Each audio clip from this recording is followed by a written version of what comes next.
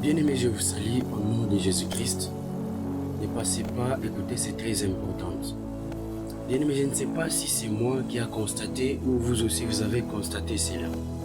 L'année, bien-aimés, avait commencé avec un bon vent. Si vous avez constaté, l'année avait commencé avec un bon vent. Où les hommes vivaient heureusement, où les hommes vivaient en paix, où les hommes échappaient à la mort, où les hommes échappaient à la maladie. Vous allez vous rendre compte, on est arrivé dans le mois d'octobre, bien-aimé. L'année s'empire, vous voyez. L'année, bien-aimé, devient colérique. L'année, bien-aimé, commence à ravager les hommes. L'année commence, bien-aimé, à propager la maladie. Bien-aimé, le diable est malin. Le diable sait bien qu'à chaque fin d'année, les humains prient, les humains s'attachent à Dieu. Chaque décembre, ils prient, ils jeûnent, ils se rassemblent. Il y a d'autres qui se pardonnent, d'autres qui prennent la décision de demander pardon à l'autre afin de se réconcilier pour ne pas entrer dans une nouvelle année avec des problèmes. Ça c'est fait, vous êtes à moi bien-aimé. Bien-aimé, écoutez, ne cherchez pas, je répète encore, ne cherchons pas à arranger avec nos frères rien qu'à la fin d'année. Non, non. Ne cherchons pas à arranger notre vie avec Dieu toujours à la fin d'année. Non. Ne cherchons pas à marcher dans la sanctification rien qu'à la fin d'année. Non, mes frères. Ce n'est pas ça la vie chrétienne. Ce n'est pas ça craindre Dieu. Craindre Dieu, c'est prendre la décision, bien-aimée, de marcher avec Dieu toute sa vie jusqu'à la fin des temps, bien-aimés. Jusqu'à la fin de votre mort, jusqu'à ce que vous quitterez la terre. Mais il y a de ces gens-là, quand l'année commence, ils demandent pardon, ils commencent à parler avec d'autres dont ils ne parlaient pas. Alors vous allez vous rendre compte, l'année janvier, février, mars, au-delà, la personne devient pire que l'année a passé, bien-aimé.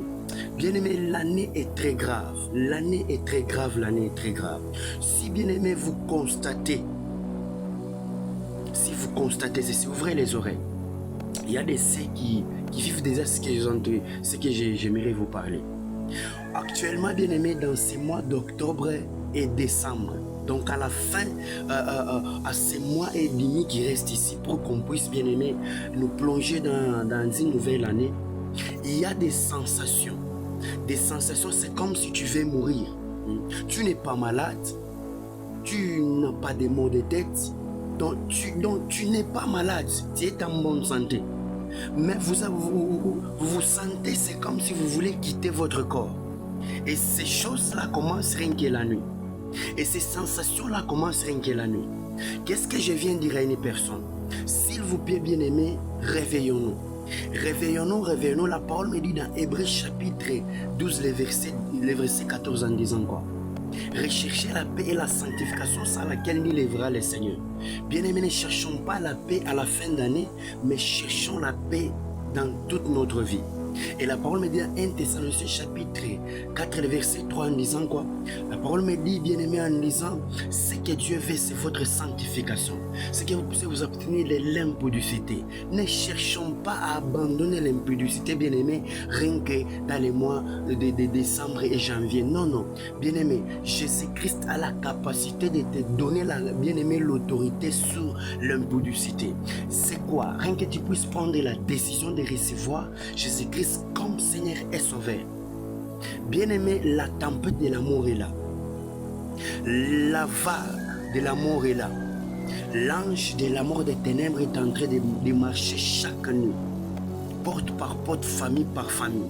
C'est pourquoi, bien-aimé, laisse-moi dire à une personne, prenez, bien-aimé, chaque famille, prenez de l'eau dans votre, bien-aimé, dans votre bassin, priez ou dans un seau, priez sur ça, déclarez le sang de Christ avant de dormir, bien-aimé. Versez cette eau dans votre parcelle, versez cette eau, bien-aimé, dans votre maison, versez cette eau partout, bien-aimé, et priez sur toute nourriture, bien-aimé. Priez sur le bidon de votre eau à boire. Priez, bien-aimé, à la nourriture dont vous voulez manger. Parce que l'année est très grave. L'année est très grave et très grave. Pourquoi 2026 est une bien-aimée année très très excellente. C'est une année bien-aimée de réveil. C'est une année où Dieu va réveiller bien-aimé les jeunes gens. C'est une année de réveil. Cette génération bien-aimée de l'année 2026 bien-aimée sera fou. Ils seront folles, bien-aimés, de la parole de Dieu. Bien-aimés, dans cette année-là, les gens seront fous, folles, bien-aimés, à chercher Dieu. Des prières, des montagnes. C'est pourquoi les diables est en train de profiter, enfin, bien-aimés, de mettre fin aux élites de Dieu. Mais laisse-moi parler à une personne. On ne peut jamais, jamais, bien-aimé, on ne peut jamais mettre fin à ce que Dieu a déjà révélé.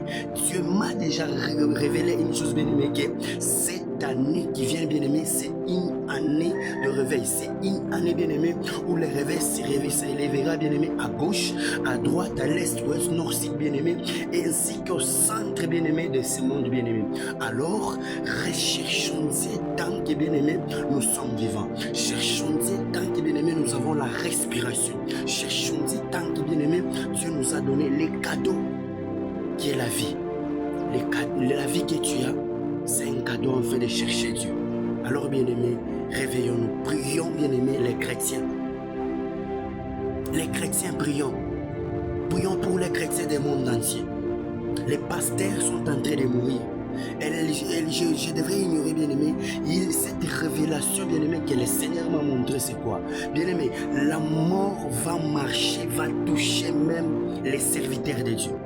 Ça va toucher même les serviteurs de Dieu. Tout celui qui ne vit pas dans la sanctification, tout celui qui ne craint pas Dieu, tout celui qui marche dans l'hypocrisie, dans l'œuvre de Dieu, bien-aimé, il sera emporté par cette mort-là.